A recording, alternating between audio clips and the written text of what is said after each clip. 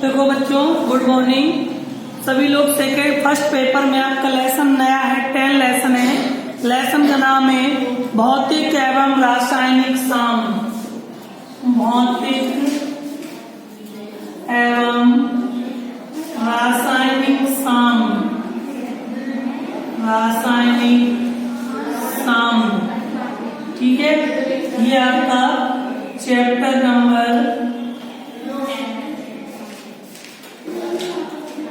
10 है first paper में।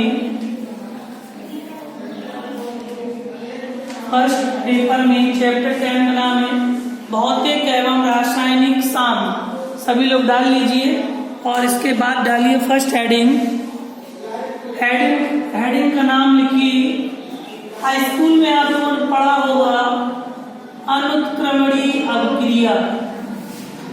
कौन बताएगा अनुत्क्रमणीय अभिक्रिया क्या होती है? बताइए, अगर कोई बता सकता है तो बताए। बोलो बेटा, क्या नाम है? बताओ बेटा, नहीं मालूम? डालिए हेडिंग अनुत्क्रमणीय अभिक्रिया। डाल लिया सबने? हेडिंग डालो अनुत्क्रमणीय अभिक्रिया। देखिए, वे अभिक्रियाएं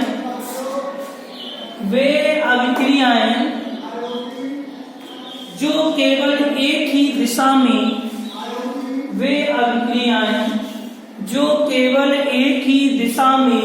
संपन्न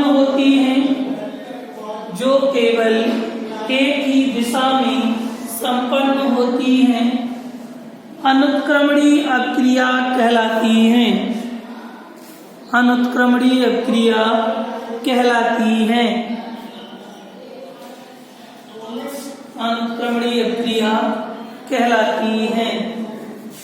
देखें यहाँ पर एग्जाम्पल, बेटा उदाहरण देखिए। जैसे लिखा है NaOH sodium hydroxide plus HCl। ये होता है अनुत्क्रमणीय अभिक्रिया का निशान, जो केवल एक ही दिशा में चले। केवल क्या? एक ही दिशा। मैंने क्या बोला? वे अभिक्रियाएं जो केवल एक ही दिशा में संपन्न होती हैं, उन्हें हम अनुत्क्रमणीय अभिक्रिया कहते हैं। तो यहाँ से NaCl सोडियम क्लोराइड बन गया, NaCl 2H और 1 को क्या बन गया? H2O जल बन गया। और उदाहरण देख लो, KClO3 गिव्स अनुत्क्रमणीय अभिक्रिया KCl + O2। 2 यहाँ लगा दो KCl में, 2 यहाँ KCl, O3 दूनी 6, O3 दूनी 6। नोट कर लो दोनों उदाहरण। फिर अगली हेडिंग डालो उत्क्रमणीय अभिक्रिया। नोट कर लीजिए।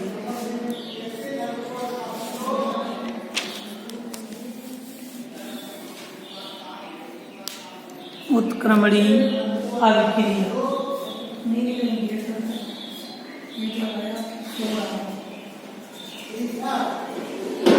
डाल दिया हेडिंग। नोट करके जल्दी से दूसरी हेडिंग डालो उत्क्रमणीय अभिक्रिया। इनमें से जिस बच्चे को नाम ना पता हो पूछ लिया करो। पता है सबको, सोडियम क्लोराइड है, जल है, हाइड्रोक्लोरिक अम्ल है, सोडियम हाइड्रोक्साइड है। ये पोटेशियम क्लोरेट है, ये पोटेशियम क्लोराइड है, ये ऑक्सीजन है। इसका लिखना चाहो नीचे लिख लो पोटेशियम क्लोरेट।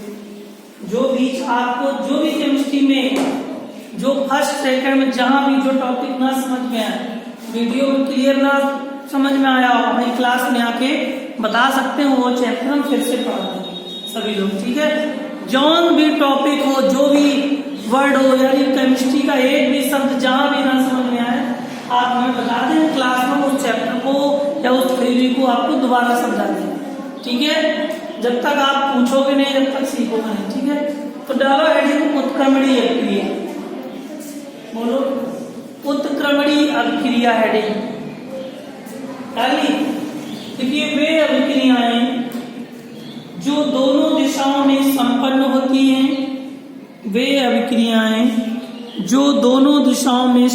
होती हैं, जो दोनों दिशाओं में संपन्न होती हैं, उत्क्रमणीय अभिक्रिया कहलाती हैं।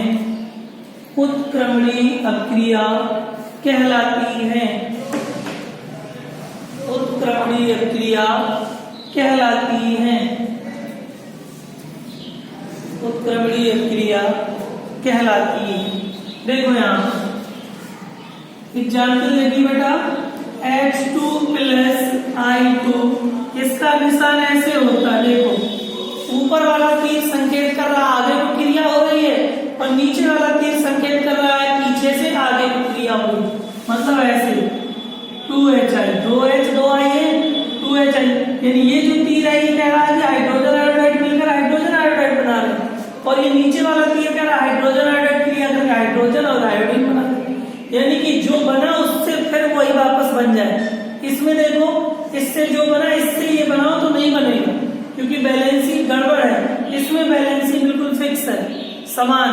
तो यानी कि जो उत्क्रमणीय क्रिया का मतलब है, जो हम लोग एक और सुनो, जो क्रिया से पहले होता है इसको हम लोग क्या कहते हैं?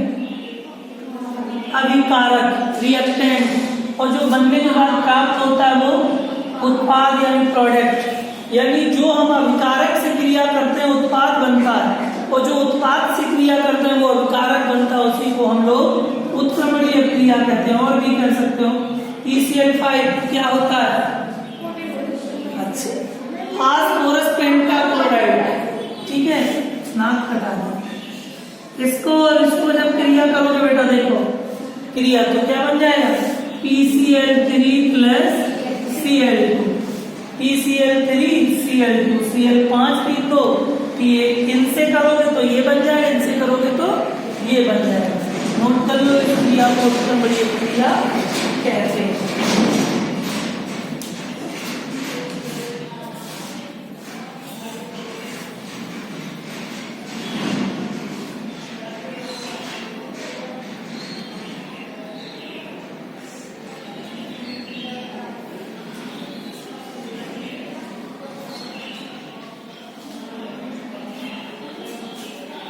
नेक्स्ट हेडिंग है रासायनिक साम्यावस्था।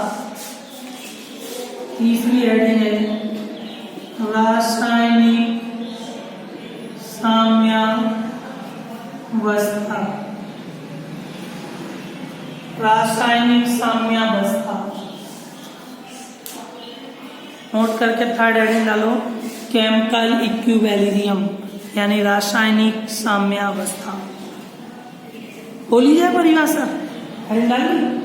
लिखिए रासायनिक साम्यावस्था में बेटा देखो अभिक्रिया की वह अवस्था, अभिक्रिया की वह अवस्था, अभिक्रिया की वह अवस्था जिसमें अग्र और विपरीत, अग्र और विपरीत का मतलब जानते बेटा आगे और पीछे, जिसमें अग्र और विपरीत दोनों अभिक्रियाओं की दरें, अग्र और विपरीत दोनों अभिक्रियाओं की दरें बराबर हो जाती हैं, बराबर हो जाती हैं, बराबर हो जाती हैं, रासायनिक साम्य कहलाती है। रासायनिक साम्य कहलाती है। यही उदाहरण चाहो तो फिर से लिख सकते इसी में। देखो बेटा अग्र और विपरीत दोनों कैसी हैं? बराबर नहीं है। इन्हीं को तो कहते हैं रासायनिक साम्यावस्था। लिख लो उदाहरण, यही बार फिर से लिख लो एग्जाम। कोई भी रिएक्शन लिख सकते हो, बहुत सारी क्रियाएं हैं जो भी लिखना चाहो।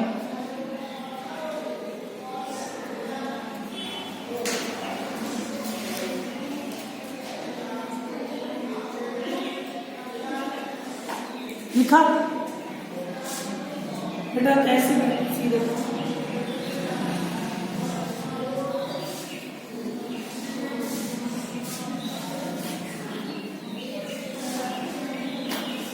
नेक्स्ट हेडिंग डालो द्रव्य अनुपाती क्रिया का नियम। द्रव्य अनुपाती क्रिया का नियम। द्रव्य अनुपाती क्रिया का नियम। द्रव्य अनुपाती क्रिया का नियम। द्रव्य अनुपाती क्रिया का नियम। हेडिंग डालिए, लिखिए इस नियम के अनुसार, इस नियम के अनुसार, इस नियम के अनुसार नई लाइन से कॉमा इन्वर्टेड कॉमा करके लिखेंगे। लिखिए स्थिर ताप पर, स्थिर ताप पर, स्थिर ताप पर किसी पदार्थ की अभिक्रिया की दर, किसी पदार्थ की अभिक्रिया की दर, किसी पदार्थ की अभिक्रिया की दर, उसके सक्रिय द्रव्यमान, अभिक्रिया की दर, उसके सक्रिय द्रव्यमान के समानुपाती होती है, उसके सक्रिय द्रव्यमान के समानुपाती होती है, समानुपाती होती है। और किसी रासायनिक अभिक्रिया की दर, और किसी रासायनिक अभिक्रिया की दर अभिकारी पदार्थों के, अभिकारी पदार्थों के सक्रिय द्रव्यमानों के, अभिकारी पदार्थों के सक्रिय द्रव्यमानों के, अभिकारी पदार्थों के सक्रिय द्रव्यमानों के गुणनफल के समानुपाती होती है, सक्रिय द्रव्यमानों के गुणनफल के समानुपाती होती है, गुणनफल के समानुपाती होती है, गुणनफल के समानुपाती होती है। ठीक, अब इसी में बीच में शब्द आया, क्या शब्द आया? सक्रिय द्रव्यमान। तो अगली हेडिंग डालो, सक्रिय द्रव्यमान क्या है? द्रव्य अनुपाती क्रिया के नियम में नहीं आया सक्रिय द्रव्यमान के गुणनफल के समानुपाती होती है। तो हेडिंग डालो सक्रिय द्रव्यमान, सक्रिय द्रव्यमान। देखिए गैस अवस्था या तनु विलयन में, गैस अवस्था या तनु विलयन में, या तनु विलयन में किसी पदार्थ की मोलर सांद्रता, किसी पदार्थ की मोलर सांद्रता, किसी पदार्थ की मोलर सांद्रता को उसका सक्रिय द्रव्यमान कहते हैं। मोलर सांद्रता को उसका सक्रिय द्रव्यमान कहते हैं, उसका सक्रिय द्रव्यमान कहते हैं, उसका सक्रिय द्रव्यमान कहते हैं। बेटा लिख लेना, इसे कैपिटल ए और कैपिटल कोष्ठक के अंदर, इसे कैपिटल ए से प्रदर्शित करते हैं। सक्रिय द्रव्यमान को कैपिटल कोष्ठक के अंदर कैपिटल ए से व्यक्त करते हैं। सक्रिय द्रव्यमान,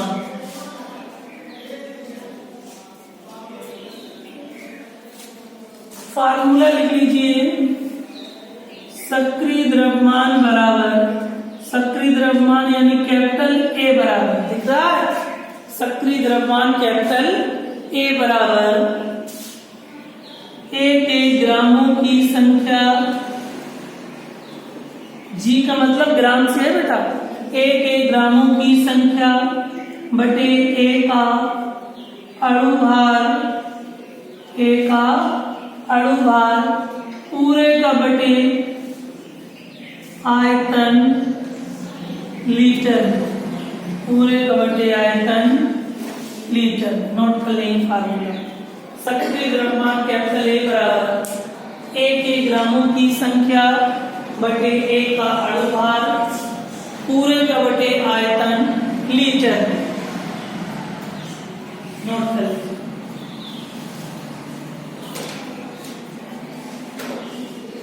हो गया? एक एग्जाम्पल बता दें फिर आगे लिखाते हैं। सक्रिय द्रव्यमान के एक उदाहरण लिख लीजिए। एक छोटा सा सवाल है,